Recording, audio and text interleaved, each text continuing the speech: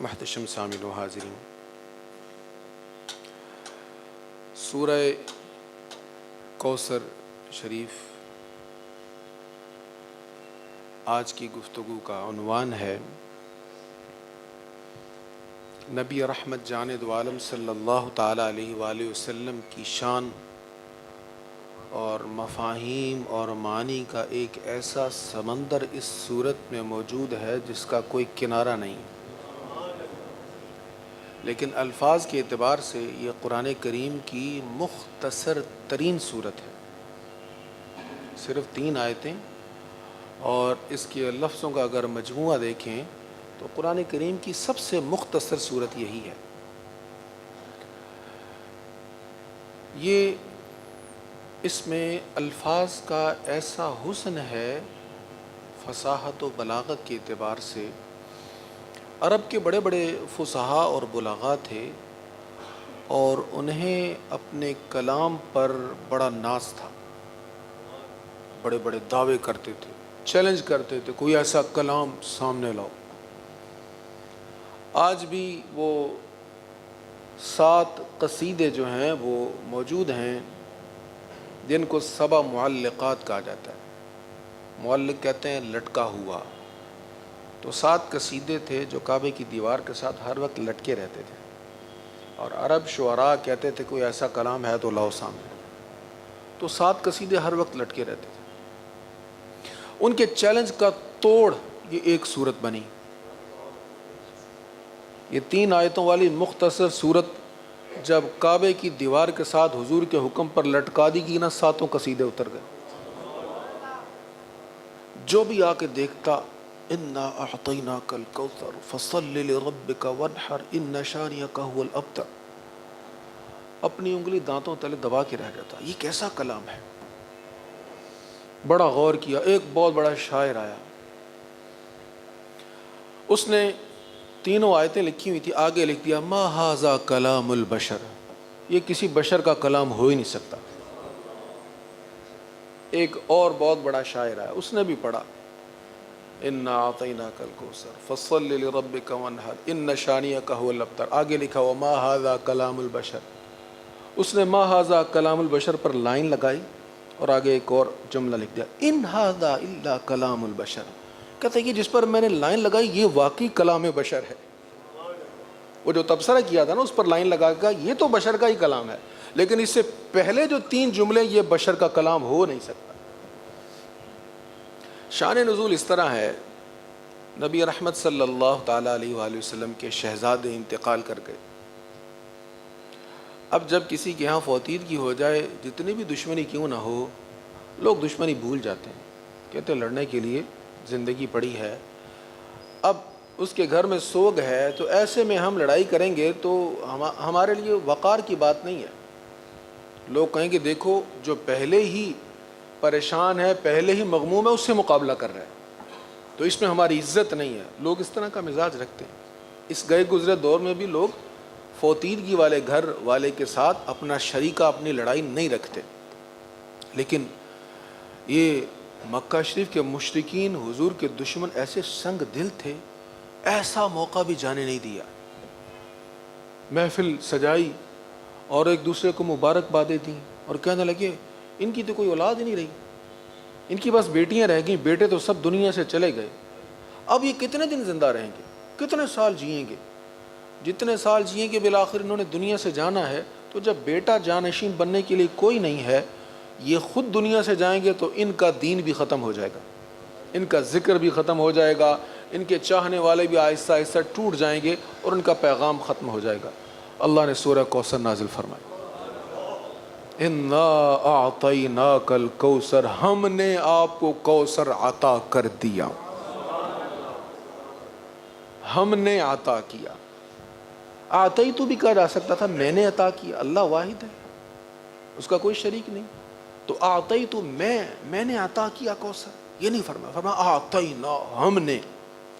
انا کمانا بھی ہم ہے، انی واحد کا صیغہ ہوتا ہے، انا جمع کا، ہم نے آپ کو عطا کیا۔ مفسر لکھتے ہیں اس کی بھی وجہ ہے، اس کی وجہ یہ ہے اللہ تعالیٰ فرما رہا ہے میرے حبیب تیری تعظیم، تیری توقیر، تیری شان بیان کرنے والا اکیلا میں رب نہیں ہوں، یہ سارے ملائکہ تجھ پر درود پڑھ رہے ہیں، سب انبیاء تیری مدحت کر رہے ہیں، تیرے آنے کے تذکرے کر رہے ہیں، تیری خوشخبریاں سنانے والے ہیں، یہ جمیع مخلوق تیری شان بیان کرنے والی ہے، یہ پتھر تجھے جانتے ہیں، حجر تجھے سلام پیش کرتے ہیں۔ میرے محبوب صرف میں تیرا ذکر نہیں کر رہا، یہ کل کائنات کو میں نے تیرے ذکر پر لگا دیا ہے۔ بریلی کے تاجدار نے اسی کا مفہوم بیان کیا تھا، عرش پہ تازہ چھیڑ چھاڑ، فرش پہ طرفہ دھوم دھام، کان جدھر لگائیے تیری ہی داستان ہے۔ اے محبوب جدھر دیکھیں آپ ہی کا تذکرہ ہے۔ اعطینا، ہم نے عطا کر دیا۔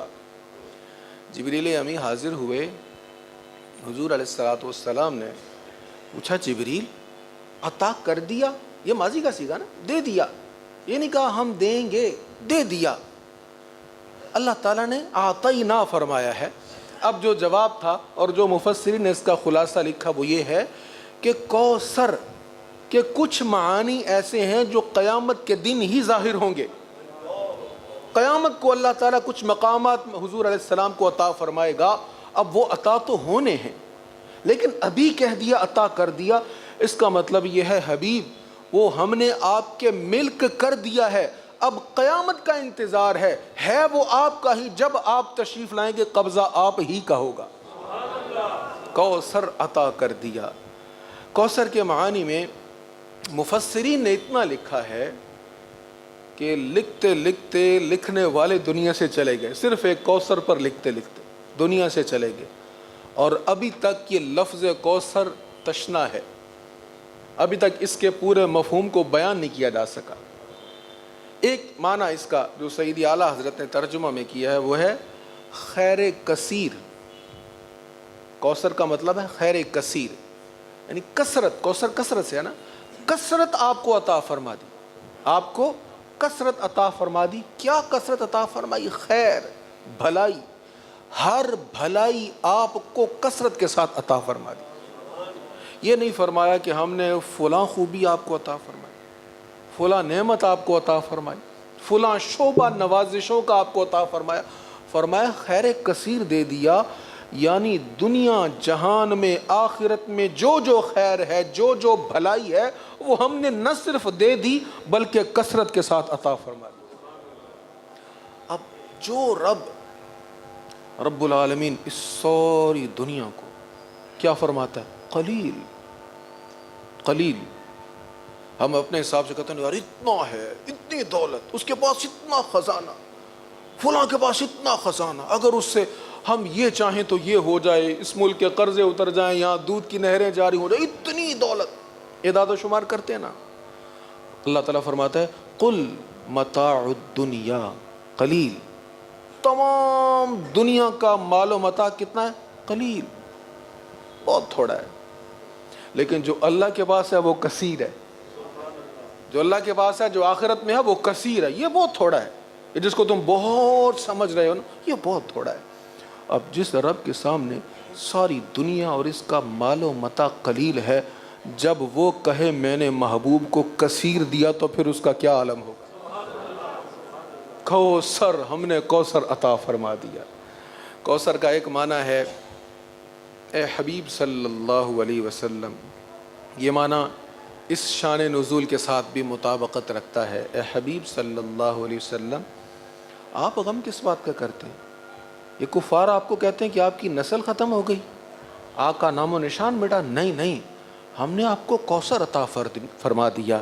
اے حبیب، آپ کے بیٹے اگر دنیا سے پردہ کر گئے، دنیا سے چلے گئے، تو ہم نے آپ کو ایک لاڈلی شہزادی ایسی بھی دی ہے، ایک فاطمہ، جنت کی عورتوں کی سردار بھی تو عطا فرمائی ہے۔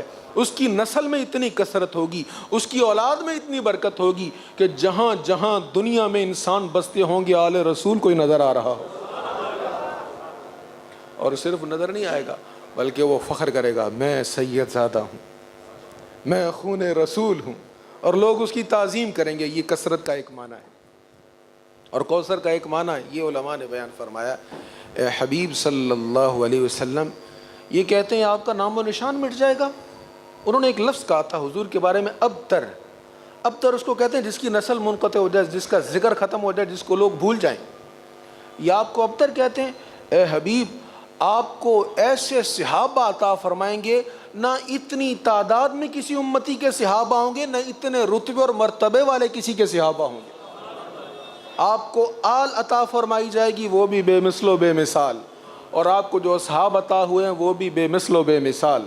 اور کوثر ہی کے معنی میں یہ لکھا مفسرین نے کہ کوثر کا ایک معنی یہ ہے، اے حبیب صلی اللہ علیہ وسلم، یہ کہتے ہیں آپ کا نام و نشان مٹ جائے گا؟ نہیں، وہ بادشاہ تھے جن کا نام و نشان مٹ گئے، جن کی قبریں مٹ گئیں، جن کے نام لوگوں کو بھول گئے. صدیوں حکومت کرنے والے، کئی 100 سال تک ایک خاندان حکومت کرتا ہے. آل ساسان آپ کے پڑوس میں پرشین امپائرز، 150 سے زیادہ حکمران ایک خاندان کے ہیں، اور مجھے یقین آپ میں سے کوئی بھی ان کا نام نہیں جانتا ہوگا. اور میں بادشاہوں کے قصیدے مٹیں گے، شہنشاہوں کے نام و نشان مٹیں گے، پر حبیب تیرا ذکر ایسا بلند ہوگا کہ قیامت تک تیرے ذکر کی دھوم مچی رہے گی. اور کوثر کا ایک معنی مفسرین نے یہ لکھا ہے کہ اے حبیب صلی اللہ علیہ وسلم، آپ کو ایسی شانوں والی امت عطا فرمائی جائے گی جو آپ سے پہلے کسی امت کو نصیب نہیں ہوگی، کسی نبی کو نصیب نہیں ہوئی. آج بھی اس گئے گزرے دور میں جب ہم ہر طرف سے کفار کے حملوں کا شکار ہیں، ہر طرح سے ہمیں دبایا جا رہا ہے، ہم پر ہماری مخالفت میں خرچ کیا جا رہا ہے، ملینز اور ٹریلینز ڈالرز اور پاؤنڈ خرچ ہو رہے ہیں. آپ دیکھتے رہتے ہیں خبروں کو. آپ نے انگلینڈ کی پارلیمنٹ کی وہ کلپ بھی دیکھا ہوگا کہ کیسا کہ اسے انویسٹمنٹ ہو رہی ہے اس ملک میں، اور تبصرے ہو رہے ہیں یار ہم نے اتنا خرچ کر دیا، ابھی تک ہمارا مسئلہ نہیں حل ہوا، ابھی تک ہماری بیوی ہمارے پاس پہنچی نہیں. یہ سب کچھ ہم پہ ہو رہا ہے، این جی اوز کے ذریعے ہم پر اتنا خرچ ہو رہا ہے. اس کے باوجود آج بھی سب سے بڑا مذہب دنیا کا اسلام ہے، آج بھی سب سے زیادہ بڑا مذہب اسلام ہے. اور اس گئے گزرے دور میں جب ہم میں جہالت عام ہے، یہ بڑے دکھ کی بات ہے مگر حقیقت ہے، ہم علم دوست نہیں ہیں، آج بھی ہم علم سے دور ہیں، جہالت سب سے زیادہ ہم میں ہے. اس گئے گزرے دور میں بھی جب ہم علم دوست نہیں ہیں، اسلام کے دلائل اتنے مضبوط ہیں کہ بڑے بڑے تعلیمی ادارے کفار کے ہیں، لیکن قرآن نے جو چیلنج کیا تھا، وَإِن كُنتُمْ فِي رَيْبٍ مِّمَّا نَزَّلْنَا عَلَىٰ عَبْدِنَا فَأْتُوا بِسُورَةٍ مِّن مِّثْلِهِ، اگر تم اس میں شک کرتے ہو جو میرے حبیب پر نازل ہوا ہے کہ یہ اللہ کا کلام نہیں کسی بشر کا کلام ہے، تو تم اس جیسی کوئی صورت بنا کر لے آؤ. آکسفورڈ یونیورسٹی کس کی ہے؟ ہماری تو نہیں ہے. کیمبرج کس کی ہے؟ کیلیفورنیا یونیورسٹی کس کی ہے؟ یہ ساری یونیورسٹیز جہاں پڑھنے کے لیے تمام لوگ دنیا سے کشاں کشاں جاتے، دشمنوں کی ہیں نا. لیکن قرآن کے اس چیلنج کا جواب آج تک کسی کے پاس نہیں ہے. قرآن پر تنقید کرنے والے بہت ہیں، جہاد والی آیات کا غلط مفہوم بیان کر کے اس کو دہشت گرد ثابت کرنے والے بہت ہیں.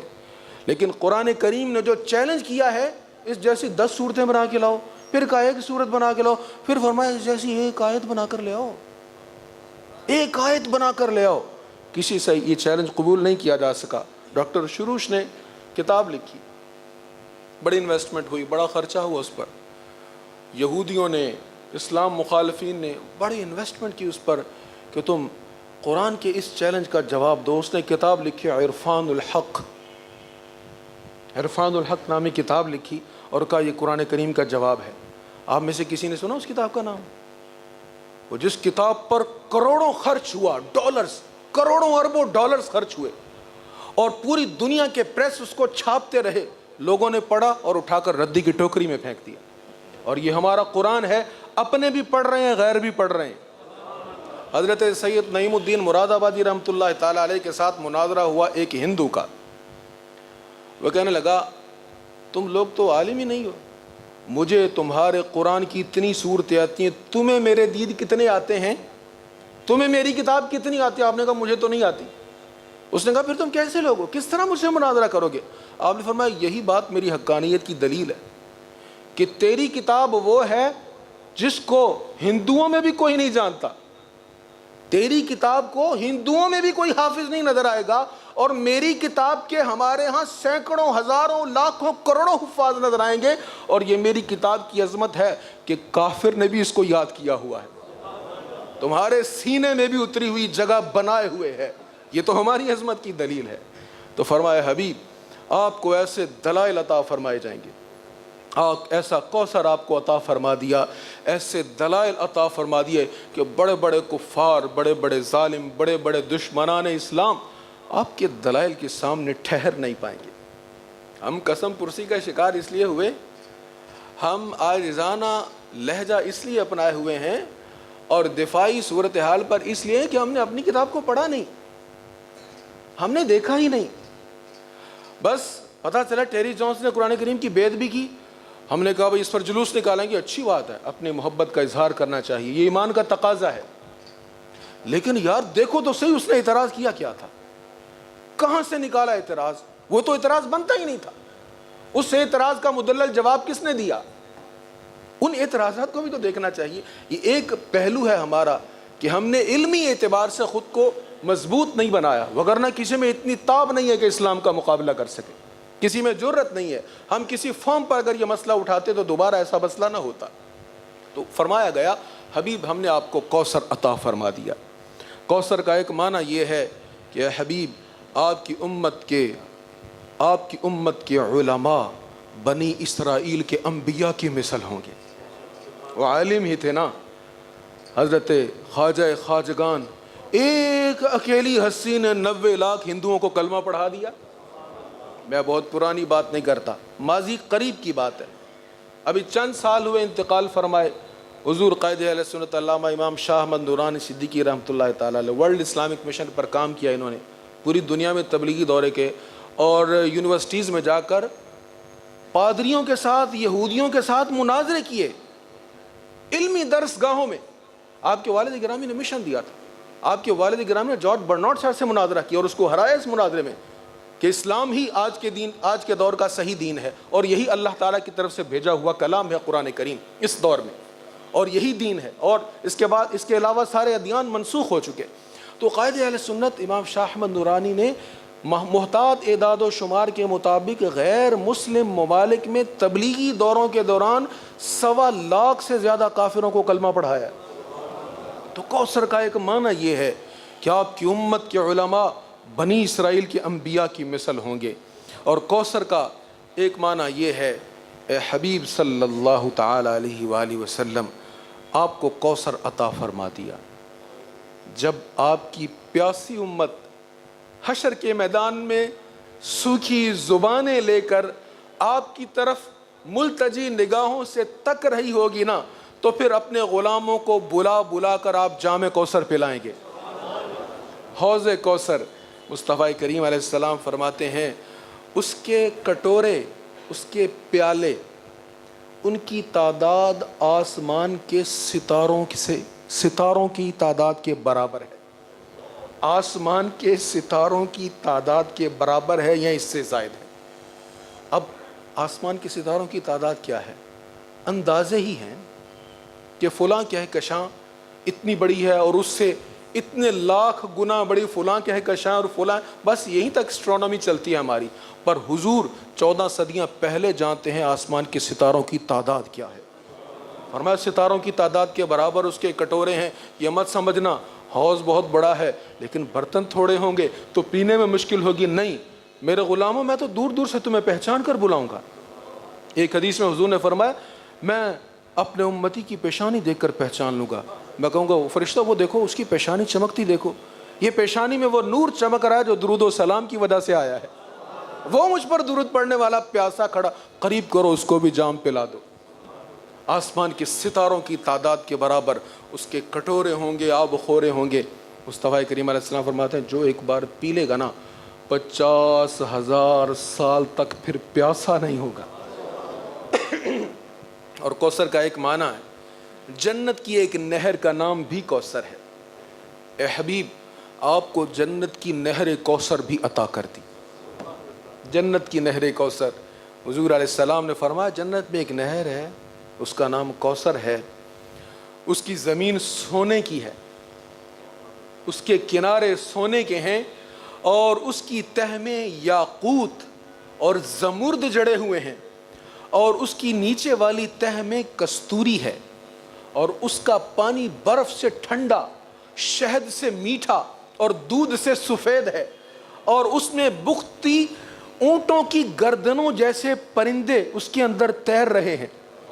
فاروق اعظم یہ سن رہے تھے بات بڑی توجہ سے، سارا وہ منظر حضور بیان کر رہے ہیں اور ماویت سے وہاں پہنچے ہوئے چشم تصور میں وہ منظر دیکھ رہے ہیں۔ کہنے لگے یا رسول اللہ، وہ پرندے کتنے حسین ہوں گے، وہ پرندے کتنے خوبصورت ہوں گے۔ حضور نے فرمایا ہاں وہ حسین تو ہوں گے ہی، پر جب ان کو کھاؤ گے تو بڑا دوبالا ہو جائے گا، ان کو کھانے سے لطف دوبالا ہو جائے گا۔